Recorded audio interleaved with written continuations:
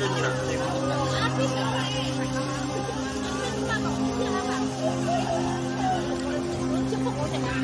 pelera apa tahu, baik. Antar ronja iku.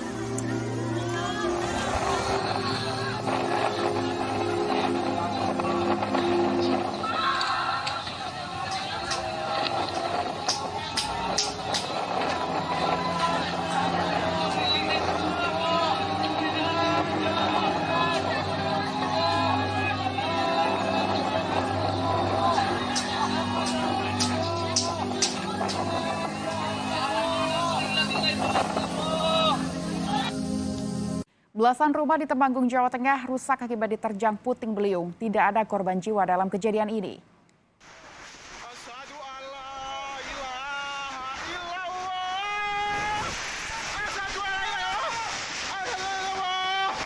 Dari video amatir milik warga, terlihat puting beliung berembus sangat kencang hingga merusak sebagian besar rumah warga di Desa Wanu Tengah, Kecamatan Parakan, Temanggung.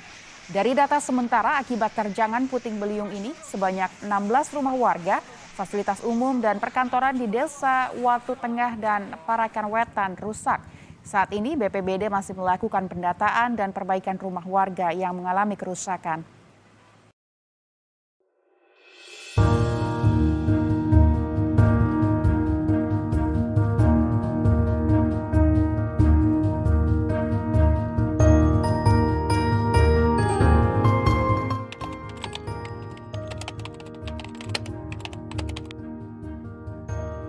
Jadi, angin puting beliung adalah sebuah fenomena angin yang berputar dengan kecepatan lebih dari 60-90 km per jam yang berlangsung sekitar 5 hingga 10 menit yang diakibatkan oleh adanya perbedaan tekanan yang besar dalam area dengan skala kecil yang terjadi di sekitar awan cumulonimbus.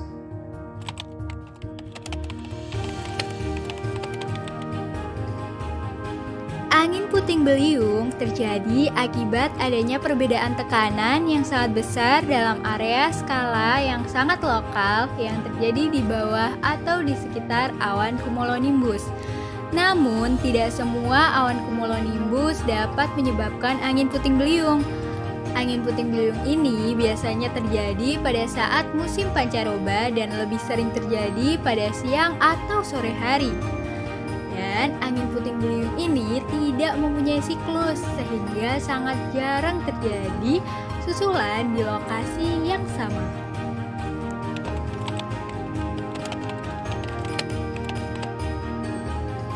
Wah, mengerikan sekali ya angin puting beliung ini.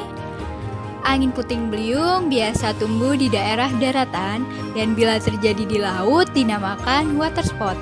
Arah gerakan dari angin puting beliung ini tergantung dari arah gerakan awan cumulonimbus. Dan proses terjadinya juga hanya dari awan cumulonimbus dan bukan dari pergerakan angin monsun. Kecepatan angin puting beliung yaitu 30-40 atau 50 knots dengan durasi yang sangat singkat. Lama waktu kejadian angin puting beliung itu sekitar 3 hingga maksimal 5 menit. Untuk jangkauan daerah yang rusak akibat angin puting beliung biasanya 5 hingga 10 km.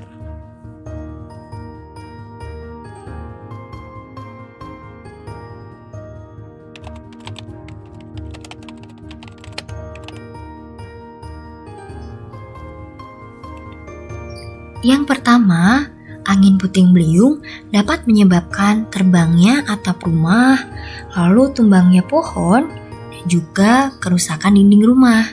Lalu, angin puting beliung juga dapat menyebabkan tumbangnya tiang listrik serta menyebabkan aliran listrik menjadi mati dan juga menimpa apapun yang ada di sekitarnya.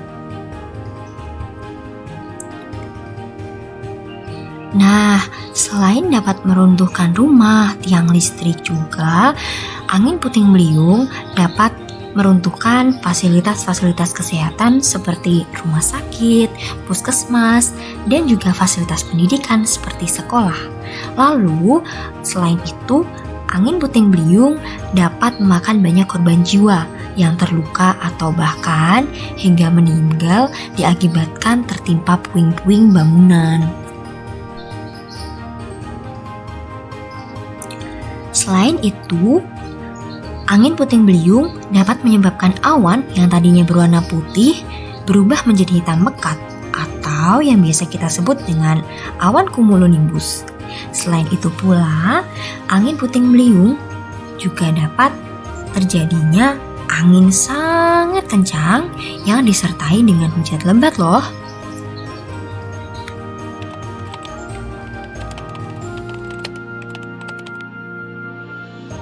Siaga angin puting beliung sebelum terjadinya bencana dapat dilakukan sosialisasi angin puting beliung dan cara penyelamatan diri, menyusun peta rawan angin puting beliung, membuat rumah atau bangunan yang kokoh, memangkas ranting pohon yang besar, memperhatikan tanda angin puting beliung seperti udara terasa panas dan muncul awan gelap hingga sore.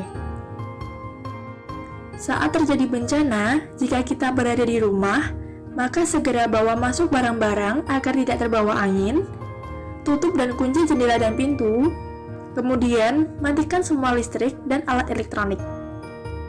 Dan jika kita berada di luar rumah dan terdapat potensi petir menyambar, segera membungkuk, duduk, dan peluk lutut ke dada.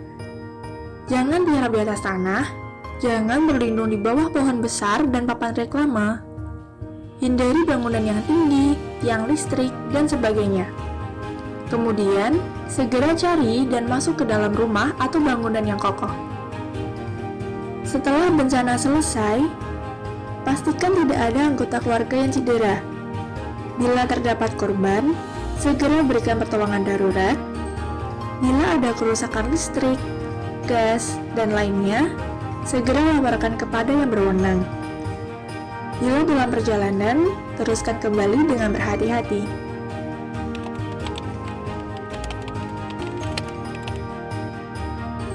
Perencanaan penyelenggaraan makanan yang dapat dilakukan untuk korban bencana angin puting beliung adalah yang pertama, perencanaan perhitungan kebutuhan narsum, meliputi ransum untuk orang dewasa dan remaja, balita, dan bayi.